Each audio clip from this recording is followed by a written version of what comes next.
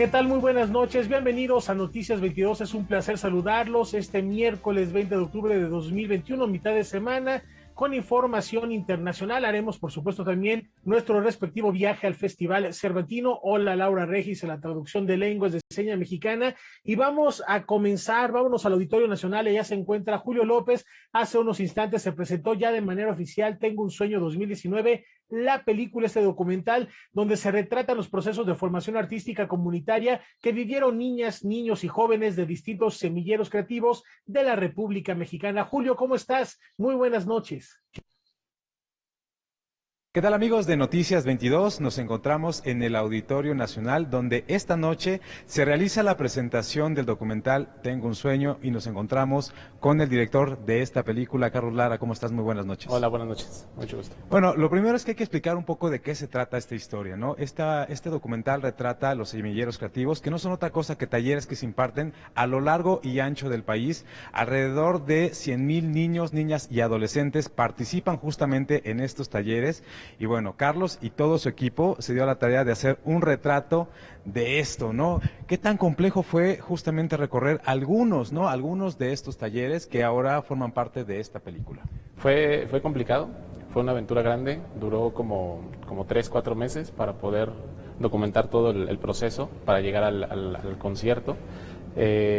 Visitamos 14 semilleros y fue complicado, logísticamente fue muy complicado, pero la riqueza que puedes documentar y que puedes tener y que puedes presentar. Después el problema fue cómo seleccionar lo que iba a aparecer en la película, ¿no? Y es muy bonito porque es lo que a final de cuentas alguien como director o como haciendo un montaje o haciendo edición es lo que quieres, ¿no? Tener material. Aquí había en exceso. Entonces había que editar, había que seleccionar y lo bonito fue que lo que entendimos para poder hacer el montaje era que la película no se basaba sobre un personaje en específico, sino que eran cientos de personajes que componían a otro personaje más grande, ¿no? Entonces, el protagonista de esta película no es una persona, sino cientos de personas y en general una comunidad, que es la de los semilleros creativos, ¿no? Entonces, es muy bonita, es muy emotiva la película. Cuando la estábamos editando veíamos las partes y nos conmovían mucho, ¿no? Entonces, fueron muchos retos los que tuvimos que pasar, desde retos técnicos hasta retos personales, ¿no? Que había que superar para poder hacer la película. A final de cuentas, por fin llega el día, ¿no? De estrenarla, de que así que vea la luz, pero es muy bonito, ¿no? Así es, ya lo decía Carlos, ¿no? Esta película es realmente emotiva, realmente pues contiene lo que es la esencia de estos semilleros, ¿no? Hay que decirlo también, esta película se realiza dentro de uno de los semilleros, el semillero de cine que está aquí en la Ciudad de México. Sí, el semillero ya tiene, me parece que tiene 4 años, si no me equivoco. Ya tenemos 4 años trabajando con los jóvenes. Y es conmovedor también ver sus historias porque son chicos que en algún momento casi les prohibían, ¿no? Vincularse al arte. Y la película es eso, es una como una metáfora de lo que el arte puede hacer por cada ser humano, por cada individuo, y luego cómo a través del arte te puedes vincular con el compañero que tienes al lado, y ese compañero se vincula con otro y con otro y con otro y con otro, y no importa la disciplina a la que te dedicas, no importa la disciplina, lo que importa es el vínculo que puedes tender con el otro, y eso a grandes rasgos, que es lo que se busca a través del programa de semilleros, puede transformar a una sociedad por completo, ¿no? Y eso es esa es la base del trabajo.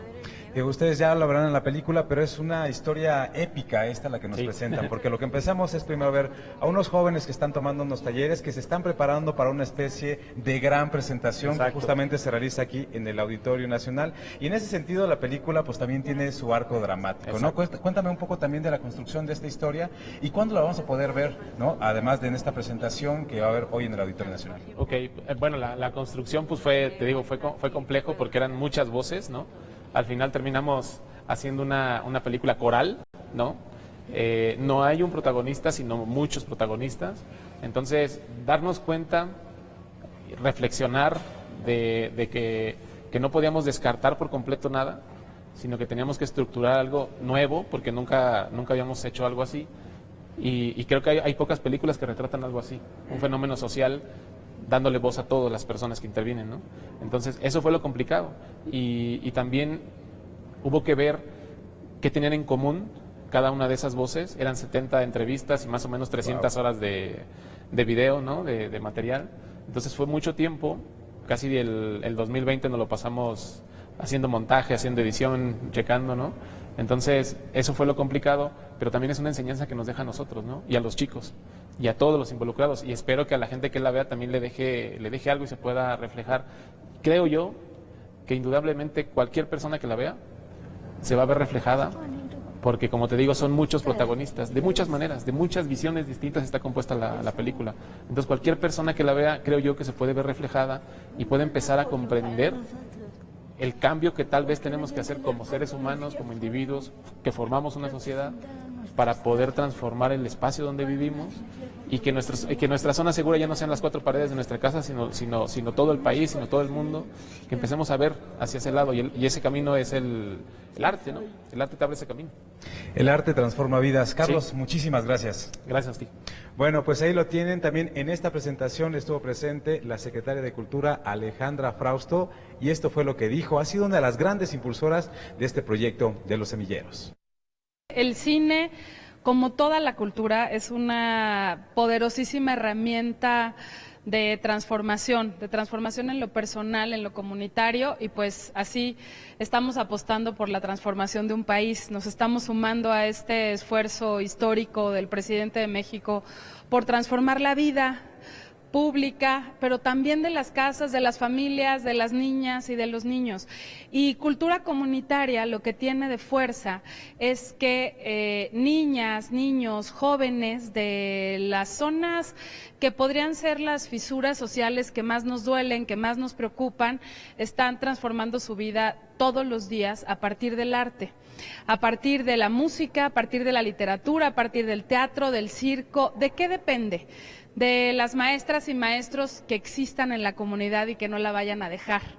Y ahí uno de los semilleros que ha logrado lo que no habíamos logrado en años, una herramienta que comunicara poderosamente este gran movimiento cultural, porque es un movimiento, nosotros la llamamos nuestra revolución cultural, y tiene que ver con eso, con que las niñas y los niños ya se dieron cuenta que pueden transformar su realidad a partir del arte, y el cine, al ser jóvenes, al ser jovencitas, jovencitos de los propios semilleros, logran contar prácticamente en primera persona, a partir de las voces de otras niñas y niños de semilleros, lo que es este movimiento. Ellos mismos hablando de sí mismos. No es una mirada externa, no es una mirada adulta, es una mirada joven, es una mirada muy empática de lo que ellos están sintiendo en su trabajo como semilleros. Lo que vemos en este documental es como asomarnos en una mirilla para poder reconocer a través de unos cuantos semilleros, unos cuantos personajes, un movimiento de más de 300 semilleros, de más de 12,000 niñas y niños, y vemos algunos cuantos personajes. Este es un homenaje también a las maestras y a los maestros que trabajan todos los días con ellos, porque el maestro que está al frente de este semillero de cine trabajó con ellos de la mano, ¿no? Y también es un llamado de esperanza, porque este proyecto tan poderoso, tan fuerte, tan profundo, no lo logró abatir la pandemia. Continuaron los semilleros en época de pandemia, en época de separación, cuando no podíamos encontrarnos. Los maestros iban a las casas a dejar trabajo, a estar cerca de las niñas y de los niños, y se va a retomar este trabajo. Los jóvenes y niños están nerviosos por la calidad artística, porque no se habían reunido en un año. ¿Cómo van a llegar al siguiente Tengo un Sueño concierto?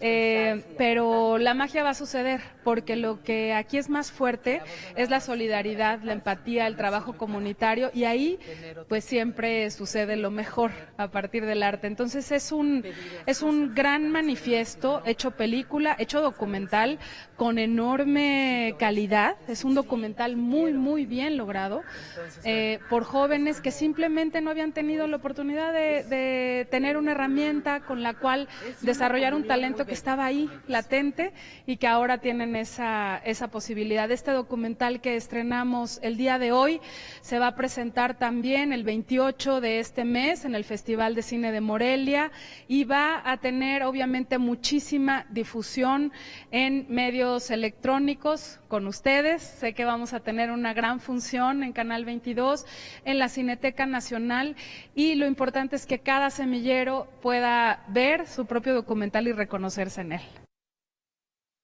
Bueno, por mi parte es todo, pero les recuerdo, como ya lo decía la secretaria de Cultura, Tengo un sueño se va a proyectar en la próxima edición del Festival Internacional de Cine de Morelia el 28 de octubre a las 6 de la tarde.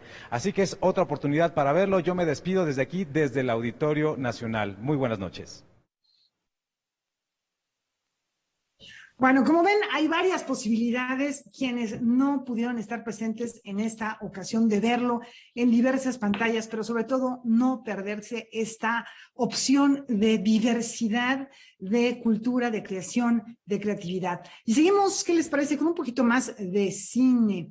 Fíjense que este viernes 22 de octubre, Fuego Adentro, de Jesús Mario Lozano, va a llegar a las salas de cine. Es una película que usa la cosmogonía de la Sierra Norte de Puebla para adentrarnos, para llevarnos a un conflicto entre los hermanos, entre dos hermanos en particular, que están inmersos en una crisis de violencia familiar. Vamos a conocer más de este filme. Te escribo para decirte que acepto tu propuesta. Fuego Adentro es el cuarto largometraje de ficción del director Jesús Mario Lozano, una historia dividida en 4 capítulos. Cada uno de estos segmentos tiene su propia estética visual. Estos capítulos tienen referencia a la cosmogonía náhuatl, que es una cosmogonía que está insertada precisamente en la Sierra Norte de Puebla, y para mí representaba muy bien el camino, la aventura heroica del protagonista de la película. ¿Y por qué te largaste así nomás? El filme se centra en un hombre solitario que ha decidido esconderse en un pequeño pueblo en la Sierra Norte de Puebla. Espera ansioso la llegada de su novia. Sin embargo, el que llega sin previo aviso es su hermano menor. Esta visita inesperada cambiará el destino de ambos y dejará al descubierto los secretos que por años guardaron. A mí me asombra cómo a través de la historia de la humanidad las relaciones entre hermanos causan las peores guerras y también las mayores alianzas. Entonces, en esta segunda parte es ese encuentro tan cotidiano y que va a desatar muchas cosas y tener muchas consecuencias para los personajes. El director sabe bien que su película se aleja de los filmes comerciales, pero asegura que si el espectador le da una oportunidad, podría llevarse una sorpresa. Estoy muy feliz que Mandarina, una distribuidora joven, muy propositiva, con grandes ideas y grandes proyectos, haya tomado la película y esté a cargo de la distribución, así que estoy totalmente confiado de su destino final. Una de las cosas que más destaca de esta película es el diseño sonoro. Todos los sonidos que se escuchan fueron registrados in situ. Incluso la producción tuvo que regresar para grabar algunos sonidos que les hacían falta. Fuego Adentro se estrena este 22 de octubre en salas comerciales. Noticias 22, Julio López. Y también todo está listo para que inicie la 4ª edición del Festival Iberoamericano de Cine de Miami. Además de ofrecer una selección de largometrajes muy variada, habrá clases magistrales y paneles de discusión. La agenda de México está bastante ocupada, pues es el país invitado de honor a esta fiesta cinematográfica.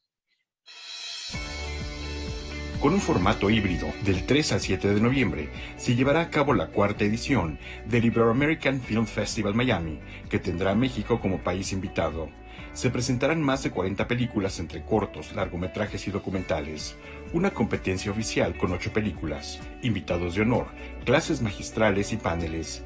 También se incluyen las celebraciones de Día de Muertos y la exposición fotográfica Mejor Actriz, ganadora del Ariel, en donde estarán presentes algunas de las galardonadas. La edición tendrá un eje de inclusión.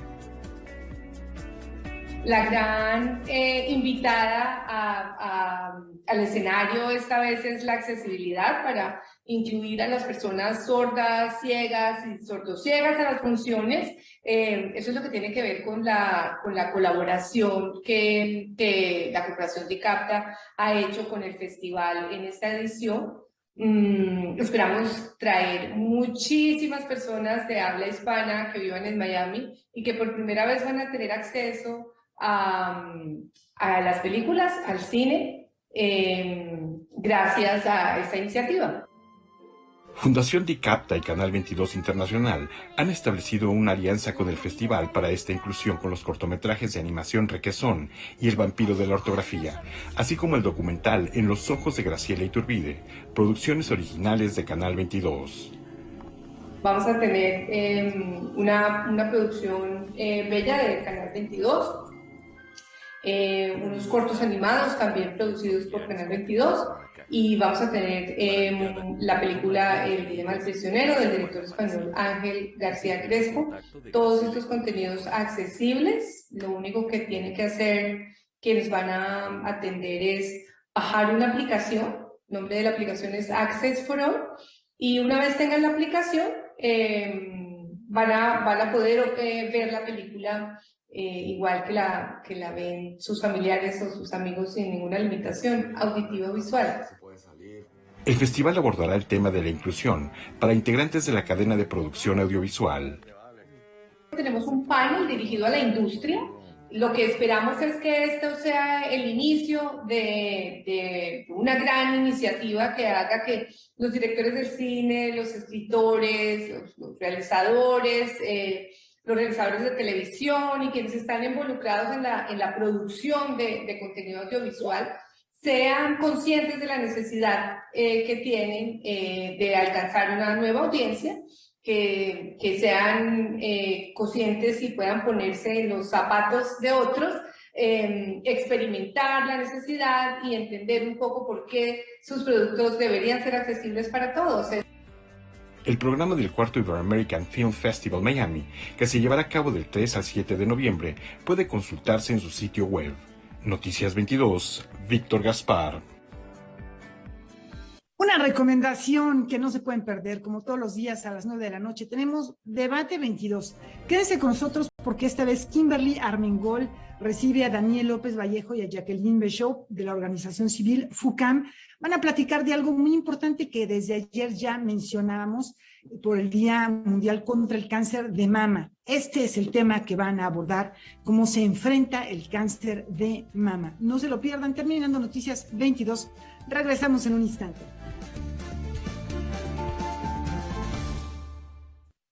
Es momento de hacer nuestro recuento de la Fiesta del Espíritu. ¿Cómo se vive el Festival Cervantino en la capital de Guanajuato?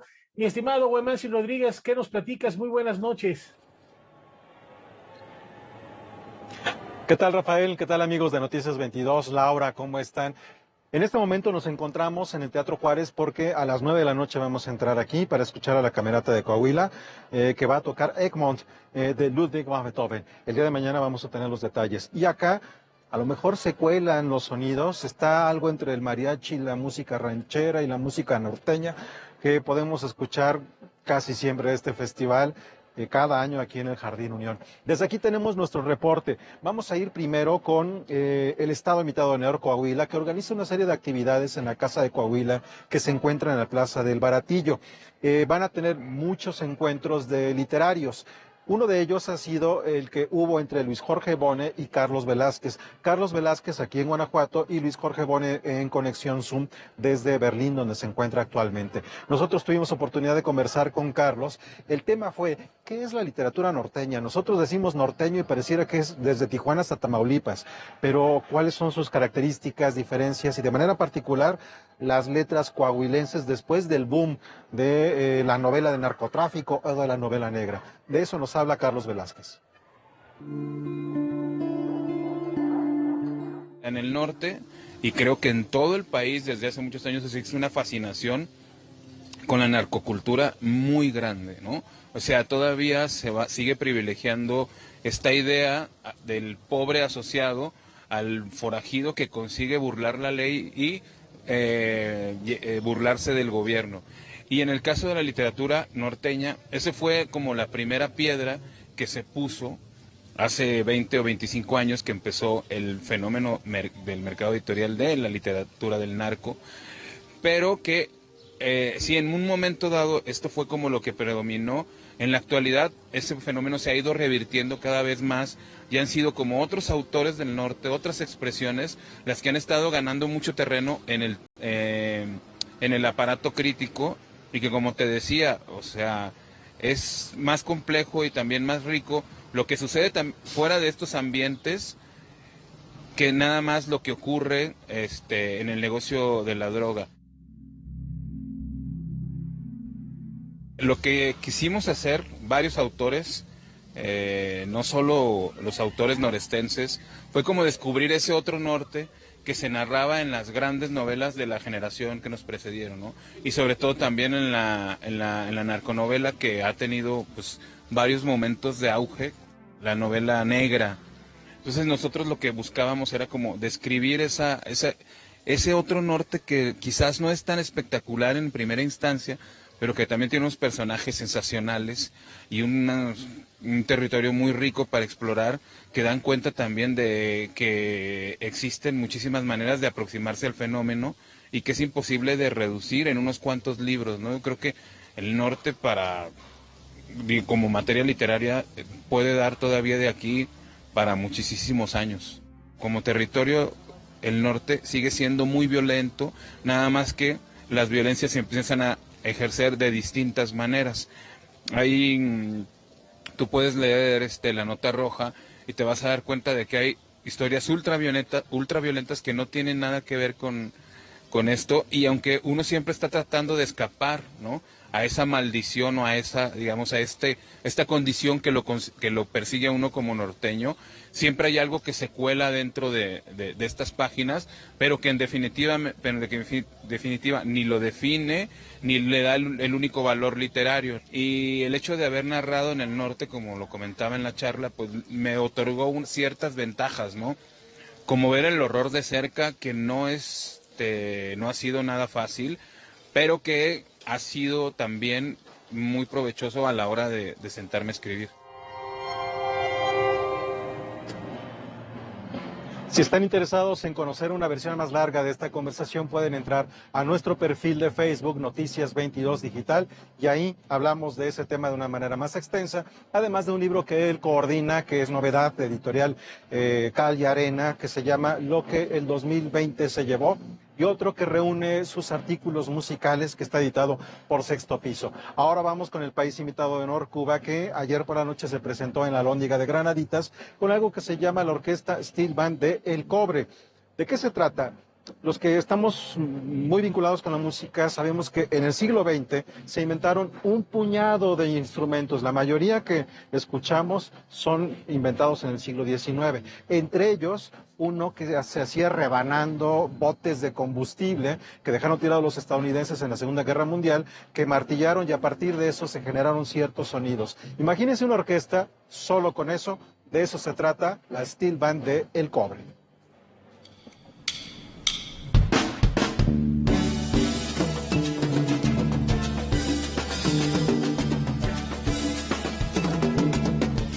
Este tipo de sonoridad surge en Trinidad y Tobago, luego se ramifica a varios países, hasta Inglaterra, Italia, Japón, Francia y toda el área del Caribe. Este es el instrumento del siglo. Surge en el siglo XX, pero fue la creación más genial que se haya podido ver hasta ahora. Instrumento hecho de, bueno, la historia de cómo surgió un instrumento de steel band es larga, pero es un instrumento hecho de metal totalmente, de tanque de 55 galones. Yo un poco que he defendido la música cubana, pero no he estado excepto de hacer lo que hacen otras estilbanes. También he incluido la música internacional, desde la más clásica hasta la más popular. Y entonces eso lo llevamos también. Tenemos una gama de géneros, desde un calipso, una soca, un mambo, un frevo, un maracatú. Cuando te hablo de frevo y maracatú son géneros totalmente brasileros. Reggae. Y la música cubana ya a nosotros se nos hace muy fácil, somos cubanos. Pero la Ave María de Schubert, hasta una conga cubana. Y hacemos música clásica y música popular. Es decir, que yo he querido que en algún momento, siempre que tenga un concierto, el público espectador que está ahí, pues pueda de una manera u otra, todo el mundo saborear un pedacito del Steel Band.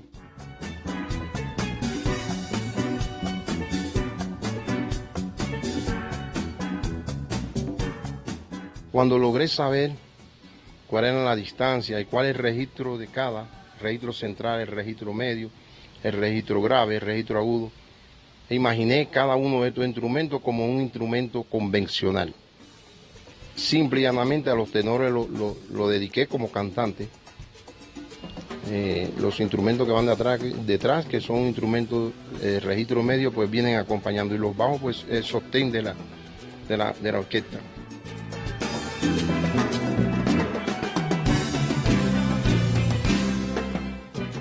En Cuba ahora mismo somos 17, pero estamos aquí 11 músicos, porque mi banda no pudo venir en toda su totalidad, porque los bajos fue un poco complicado para la transportación aérea, y ya nos lo explicaron aquí también, pero yo soy bajista graduado, fui bajista de una gran orquesta en Cuba, y eso me dio cierta experiencia. Yo dirijo nada más y hago los arreglos de mi orquesta, pero en este momento, cuando se me habló del Festival Cervantino, dije, voy a tener que coger el bajo y quiero estar en el Cervantino.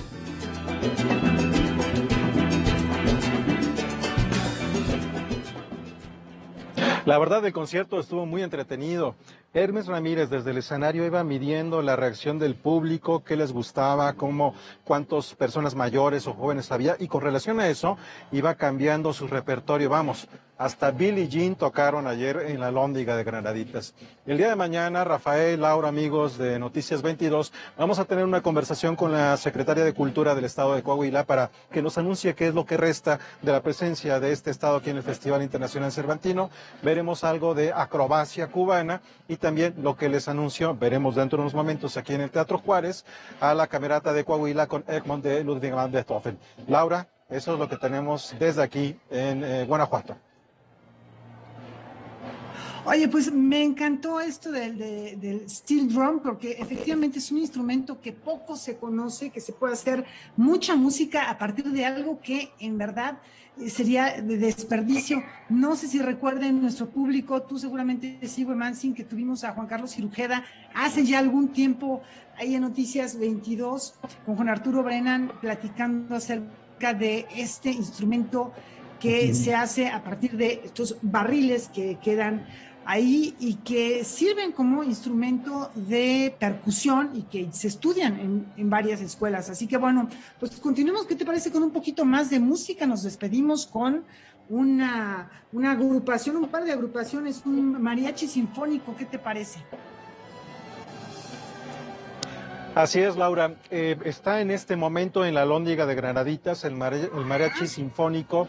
Bueno, es un espectáculo que se llama Mariachi Sinfónico, con la Orquesta Sinfónica Juvenil Silvestre Revueltas y el Mariachi del Conservatorio de Celaya. Y también, a propósito de esto que mencionabas, Laura, el día de mañana en Noticias 22 Digital, en nuestro portal, vamos a tener una entrevista un poco más extensa con Hermes Ramírez, justo para conocer cómo fue llegando este instrumento a Cuba, cómo se fue conformando y particularmente cómo este instrumento, que no es cubano, fue desarrollándose dentro de la isla, así como algunos elementos de armonía y de arreglos para entender un poquito más lo que ellos daban en el escenario.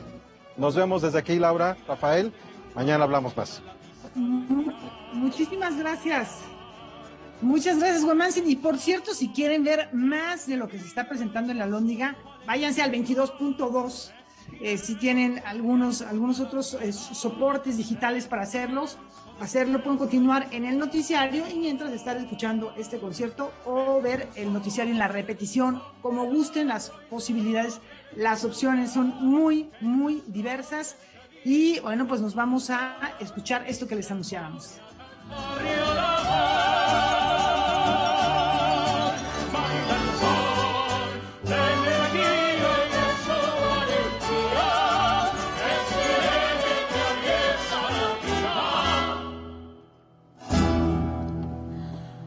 En un lienzo de fiesta y Les platicamos que el premio Pritzker, también conocido como el Nobel de la Arquitectura, es un reconocimiento anual a un arquitecto en vida. Este año los ganadores fueron los arquitectos parisinos Anne Lacaton y Jean-Philippe Basal. Su estudio evita la demolición de edificios, los reforma y les da nueva vida. Por tal concepto obtuvieron este prestigioso reconocimiento. Nos enlazamos en este momento con María Luz Moraleda de nuestro canal aliado Deutsche Welle para más información. Mi querida María Luz, ¿cómo estás? Buenas noches. Cuéntanos, ¿con qué proyecto en concreto han convencido al jurado estos dos personajes? Adelante, María Luz. Hola, ¿qué tal amigos de Canal 22? Un gusto saludarles de nuevo. Anne Lacaton y Jean-Philippe Basal no derriban, reforman. Una propuesta ecológica, social y digna de reconocimiento. Por ello, esta pareja de arquitectos ha recibido el premio Pritzker, el más prestigioso del mundo de la arquitectura, dotado de nada menos que de $100,000. El proyecto por el que Lacaton y Basal han sido galardonados es el de la renovación de viviendas sociales en enormes bloques de apartamentos en las ciudades francesas de París, Burdeos y Marsella. Seguramente han visto estos típicos edificios de apartamentos estrechos de los años 60, de construcción rápida, fea y poco sustentable, que muchos otros arquitectos optarían directamente por demoler. Pero la consigna de Lacaton y Basal es que nunca hay que demoler los edificios. Su solución fue convertir estas viviendas en lugares más espaciosos y luminosos gracias a una galería de módulos de 4 metros de anchura adosados a la fachada principal. En este caso, ni siquiera se aumentó el alquiler y la reforma costó solo una fracción de lo que supondría su demolición y una nueva construcción. Pero platícanos, María Luz, además de esta filosofía de trabajo, no solo derribar, ¿qué otros aspectos tienen muy en cuenta esta dupla de arquitectos para lograr estas obras? Lacaton y Basal reforman edificios de forma sostenible, con recursos sorprendentemente simples y completamente abiertos a las necesidades de los inquilinos y respetando el entorno.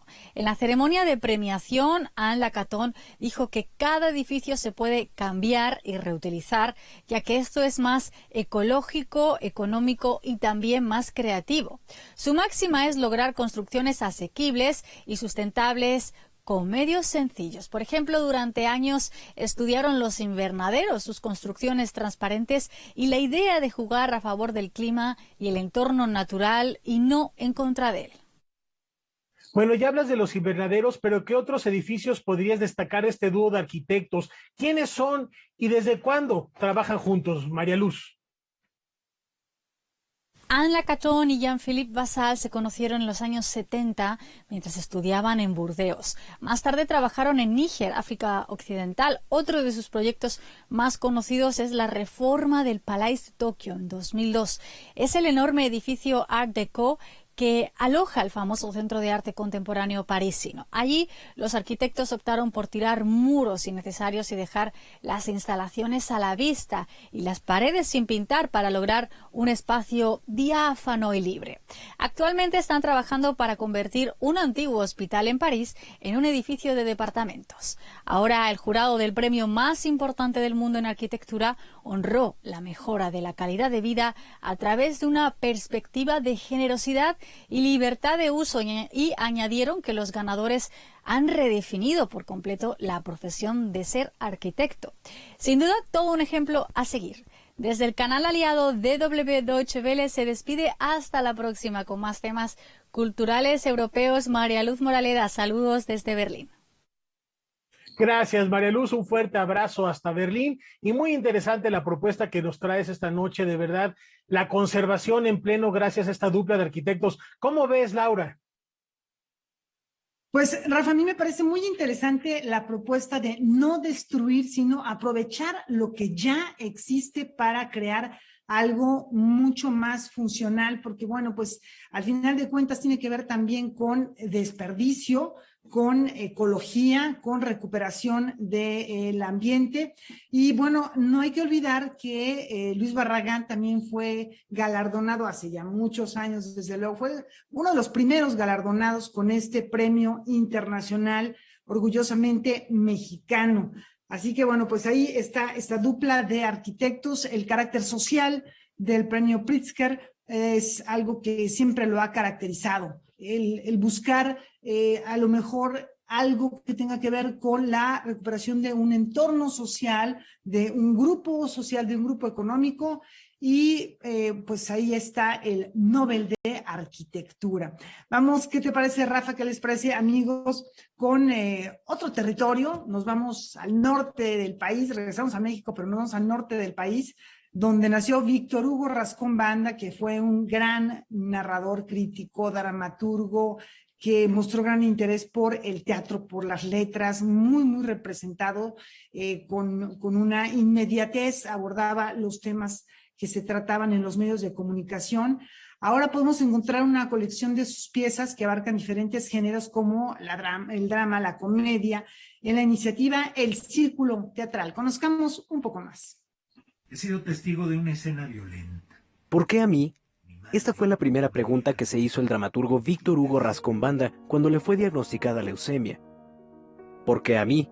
Es también el título del libro en el que decidió compartir sus vivencias tras recibir la noticia de su enfermedad, un peregrinar que se extendió más de una década. ¿Por qué a mí? Es un testimonio de cómo él enfrenta el cáncer y cómo se enfrenta a todo el sistema de salud también en este país. El Círculo Teatral, como parte de su ciclo en línea Leyendo en Círculo, compartió anoche la primera entrega de la lectura a 3 voces del testimonial ¿Por qué a mí?, de Víctor Hugo Rascón Banda. En esta actividad participaron los actores Raúl Adalid, Carlos Álvarez y Víctor Carpinteiro, quienes coincidieron en los años 90 en el montaje de la obra Fugitivos del dramaturgo chihuahuense.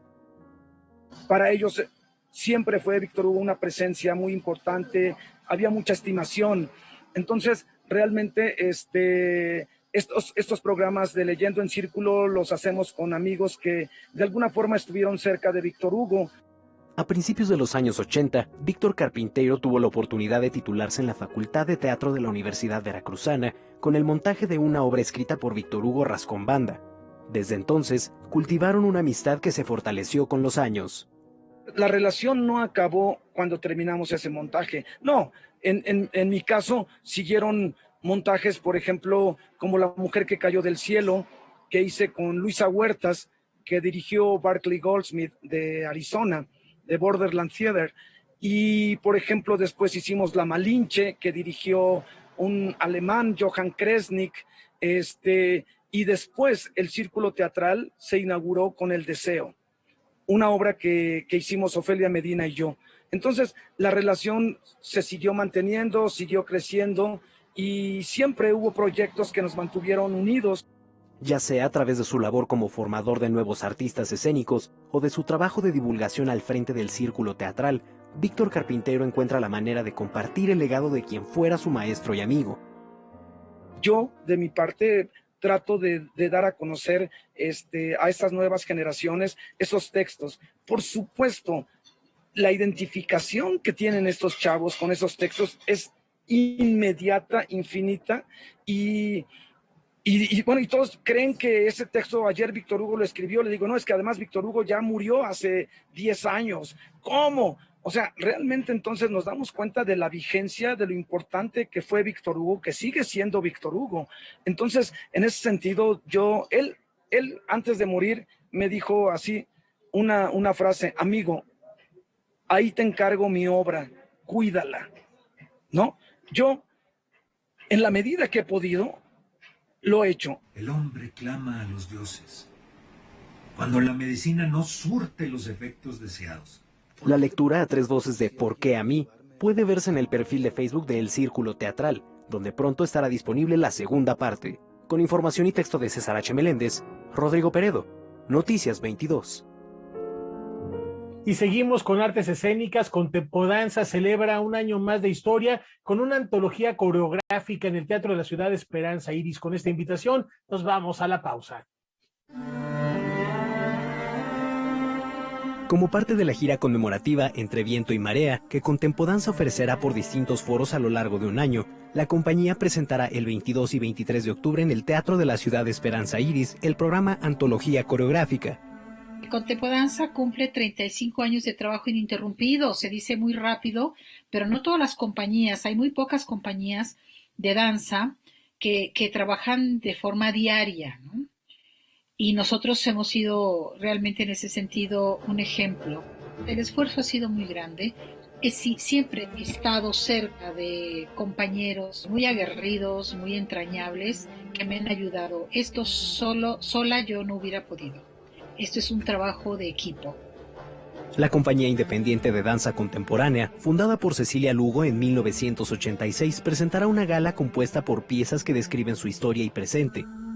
Se trata de 4 danzas, en memoria de un soliloquio, primera pieza montada por la compañía. Nicolás, versión para varones de la danza Nicolasa, cuyo debut fue en 1996. En la piel de mi memoria, pieza estrenada en 2014, y Álgebra de la oscuridad, un estreno basado en 4 aforismos de Franz Kafka.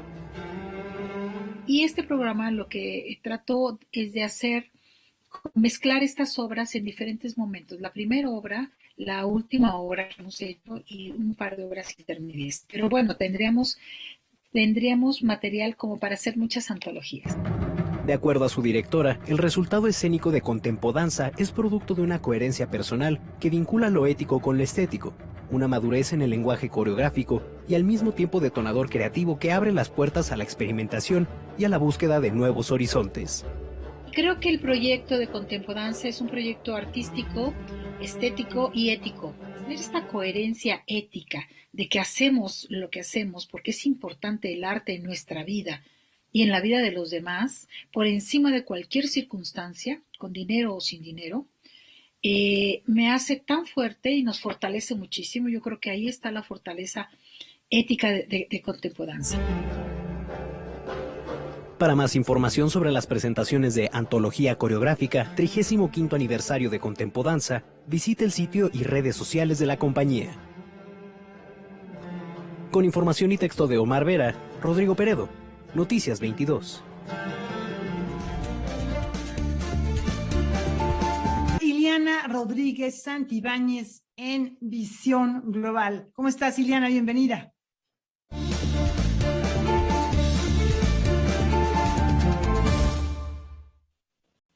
Ileana, hola, pues buenas. Laura, querida, buenas noches y gracias por darme la pauta. Adelante. No, bueno, pues vamos a platicar de un asunto interesante que es la presencia de Anthony Blinken o Tony Blinken, como ya se le conoce, en este viaje, primer viaje por América Latina, donde ha dado señales que tienen que ver con valores democráticos, con seguridad, con cooperación, desde luego el narcotráfico tiene que ser un tema. Cuéntanos cuál es tu lectura de este primer viaje del jefe de la diplomacia estadounidense. Bueno, primero que nada, qué gusto verte, me emociona verte de nuevo aquí en el programa, Laura. Y pues bueno, vámonos a la vuelta al mundo en menos de 10 minutos y como tú bien dices, es esta visita del secretario de Estado de los Estados Unidos, Anthony Blinken, particularmente hoy estuvo en Ecuador y va a estar 2 días más en Colombia, mañana y pasado mañana. Y bueno, ¿cuál es la intención de Anthony Blinken hoy en la mañana en una rueda de prensa, en un discurso de cerca de 20 minutos? Le establece los ejes de la visita, particularmente en Ecuador, y se refiere precisamente a la democracia, pero también a temas de anticorrupción, a temas de educación, a temas de apertura comercial y, por supuesto, a temas de combate al crimen organizado. Es decir, hay varias ópticas y, por supuesto, y no podía faltar para ambos estados, uno de los temas eje, el tema de la migración.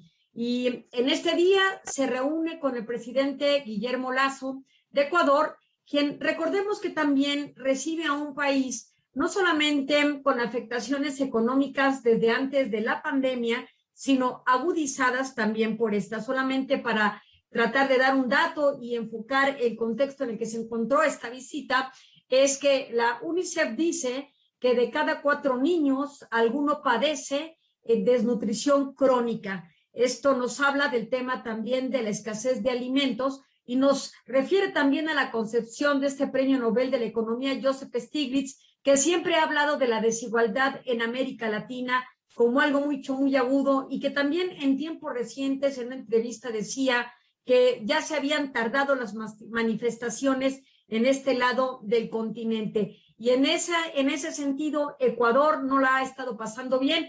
Este lunes, precisamente, el mandatario ecuatoriano convocó al Congreso para decretar un estado de excepción, o lo que es la suspensión de garantías o derechos fundamentales por un lapso de 60 días. En relación a esto, Anthony Blinken lo que dijo fue que espera que esto sea una medida, por supuesto, temporal y acorde a las leyes de ese país, pero en ese contexto también apoya este estado de excepción en consideración a los grupos criminales que han asolado a la región y, por supuesto, han hecho más difícil el gobierno de este banquero Guillermo Lasso. Hay que decirlo, Ecuador enfrenta desde también no solamente con Correa, que dejó un país medianamente bien económicamente hablando, un país que está dolarizada su economía, llega Lenín Moreno y en se contrae un préstamo multimillonario de 6.500 millones de dólares con el Fondo Monetario Internacional. Cuando pensemos en el Fondo Monetario Internacional, pensemos como una organización internacional crediticia que cuando hace un préstamo exige garantías. Una de las garantías o lineamientos de gobernabilidad del Fondo Monetario para Ecuador fue disminuir el gasto público y, por supuesto, incrementar el tema tributario, la recaudación fiscal. Estos temas los va a tener que consolidar el propio Guillermo Lasso, no le vienen buenos tiempos, con su antecesor no se pudo realizar todo este tipo de medidas. El petróleo sigue siendo una de las fuentes más importantes de la economía de Ecuador. Y bueno, la presencia de Anthony Blinken viene a ser un aliento en el sentido de la posibilidad de inversiones en esa región y un espaldarazo a un presidente que trata de desarrollar condiciones propias para la democracia, pese a un entorno donde las últimas manifestaciones en las calles demuestran esta inestabilidad social, pero también los decesos numerosos y terribles en el sistema penitenciario o carcelario de Ecuador, que es también la expresión de un Estado que está teniendo problemas. Pero, ¿qué está haciendo Anthony Blinken con su presencia de este lado del continente? Está prácticamente realizando lo que es una realineación de aquellos países democráticos que todavía no han sido contagiados, por decirlo de alguna manera, de brotes de la izquierda más exacerbada. Y esto hay que decirlo, en este momento vemos que son los estados que más están recibiendo migrantes provenientes de Venezuela. El Alto Comisionado de Naciones Unidas, conocido por el acrónimo como ACNUR, dice que prácticamente 5 millones de venezolanos han estado migrando a otros territorios, y aquí no refiriéndose precisamente a la migración internacional, como puede ser de Venezuela hacia Estados Unidos e incluso países en otros continentes, sino en todo caso a la migración intrarregional. Venezolanos que están siendo recibidos numerosamente en Colombia precisamente y en Ecuador, que son limítrofes, entre otros estados de la propia Venezuela. En este sentido, el contexto es muy complejo y la presencia de Anthony Blinken consolida el apoyo que estos estados, tanto Ecuador como Colombia, puedan tener. Mañana marchan a Colombia y estaremos viendo cuál es la reunión con el presidente Iván Duque, que tampoco la ha pasado muy bien los últimos tiempos. Están habiendo reorganización de grupos armados en Colombia, pero también hay que decirlo, Colombia es un gran aliado estratégico con los Estados Unidos en la persecución del tráfico de drogas. Así es que hay muchos temas que los unen. Vamos a ver cuáles son las consideraciones que se tienen también con Colombia en temas de inversión y también el fomento a otros temas delicados, como puede ser el tema de derechos humanos y otros temas de anticorrupción muy similares al discurso que se dio esta mañana en Ecuador. También hay que señalar que Colombia recientemente abrió sus fronteras nuevamente con Venezuela lo que permite nuevamente que reciba a un gran número de la población venezolana, una situación que ha disgustado, por supuesto, al presidente Maduro. Pero ¿cuál es la presión de que estos estados sean visitados por Anthony Blinken? Es también un poco dar una señal hacia Venezuela de que la presencia de Estados Unidos se da todavía en el contexto de la pandemia y con mayores motivos. A finales de año habrá elecciones intermedias locales y en algunas estatales en Venezuela. Entonces esto también puede ser una presión para tratar de generar más condiciones para que la oposición tenga presencia en Venezuela. Venezuela que en los últimos días nos tiene perplejos por aquello de que han suspendido las negociaciones en el diálogo en el que México se suscribe como buenos oficios para que haya una posible consolidación de la paz entre las fuerzas opositoras y el gobierno venezolano. El disgusto de Maduro, que ha llevado a cabo la suspensión, es con motivo de la detención y extradición desde Cabo Verde hacia Estados Unidos de Alex Saab, este personaje cercano al régimen de Maduro, y que, bueno, es un hombre clave en el tema de transacciones económicas positivas para Venezuela. Así es que en este contexto, Anthony Blinken confirma el discurso con el que tomó posesión Joe Biden, que decía que lo que quería era unidad, siempre y cuando hubiese el diálogo previo con las naciones en este continente. Pareciera ser que ahora lo hace Anthony Blinken cumpliendo la promesa no solo de campaña, sino el discurso de toma de posesión. La ausencia la vemos, Alejandro Mayorkas, el secretario de Seguridad Interior, tiene COVID, no se presenta en esta gira, sin embargo, pues el discurso de Anthony Blinken ya viene totalmente preparado para dar este espaldarazo a estos estados que todavía tienen, por supuesto, condiciones favorables para el desarrollo y luego consolidación de la democracia. Este es un poco el contexto, Laura, de lo que estamos viendo en la región y con esta importante visita. Bueno, pues sí, ahí es establecida la agenda en muchas áreas y entre ellas el área política y de... Jeff Koons, artista y empresario estadounidense, nacido en 1955. Es conocido y reconocido internacionalmente por sus esculturas de porcelana o acero con acabado de espejo, que simulan animales de globo o inflables representados a diferentes escalas. Koons encontró la fórmula perfecta entre la creación artística y la demanda del espectador. Intento educar a la gente sobre el materialismo a través de mi trabajo. Intento mostrarles un verdadero lujo social.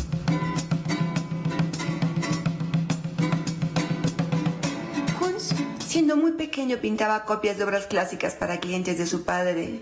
Fue corredor de bolsa y pareja de la Chicholina, es política y actriz porno italiana, de donde surgió su trabajo más provocador, Made in Heaven, una serie de esculturas y fotos donde aparecen los dos teniendo sexo en diferentes posiciones en espacios abiertos. Creo que la sexualidad es importante para mi obra porque es importante para la supervivencia de la especie. Y el arte trata de comunicar aquello que es más importante.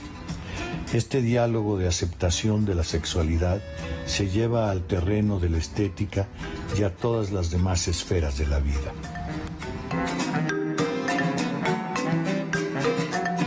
Las obras de Koons son tomadas del imaginario popular, reconocibles y atractivas. Ha recibido innumerables reconocimientos y su obra ha sido expuesta en los museos más importantes del mundo. Sus alcances son impresionantes. Entre sus icónicas piezas resaltan Rabbit y Balloon Dog y la monumental escultura floral Poppy, expuesta en el Rockefeller Center y ahora permanentemente en el Guggenheim de Bilbao.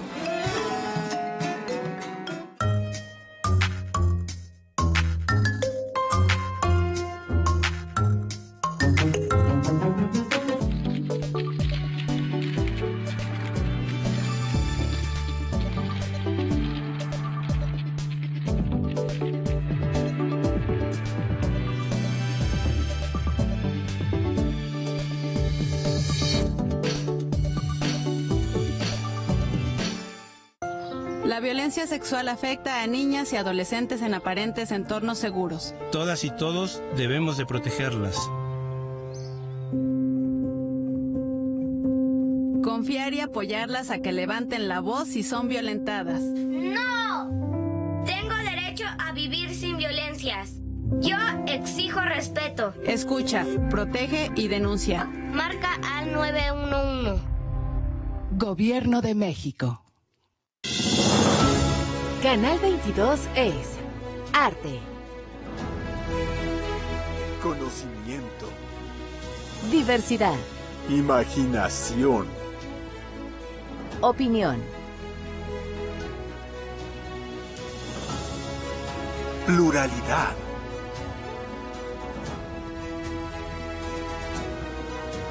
diversión. La revista Telemundo Cine posicionó a Canal 22 como el canal de televisión abierta de mayor preferencia por los líderes de la industria audiovisual en México. En 2021, por tercer año consecutivo, Canal 22 es la